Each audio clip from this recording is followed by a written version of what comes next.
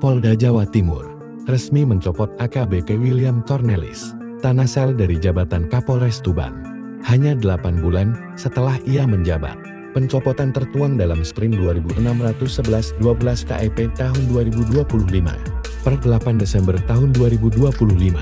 Setelah Propam menemukan dugaan serius pelanggaran etik dan penyalahgunaan wewenang, William diduga menekan anggota untuk menyetor uang dalam jumlah besar, serta memotong anggaran operasional Polres Tuban. Sejumlah laporan internal menyebut praktik setoran ini berlangsung sistematis dan mengganggu kinerja satuan.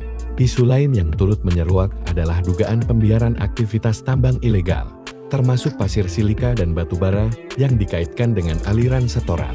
Selama pemeriksaan berjalan, William diberhentikan sementara dari tugas. Propam juga memeriksa William terkait dugaan pungli, salah tangkap, penyiksaan seorang warga MR, serta dugaan keterkaitan dengan mafia tambang ilegal di Jatirogo. Pemeriksaan disebut berjalan maraton dan bisa berujung pada PTDH jika terbukti melakukan pelanggaran berat. Sementara itu, rumah dinas William tampak mulai dikosongkan setelah 2 truk terlihat mengangkut barang-barang. Dalam LHKPN tahun 2024, William tercatat memiliki harta 1,05 miliar rupiah.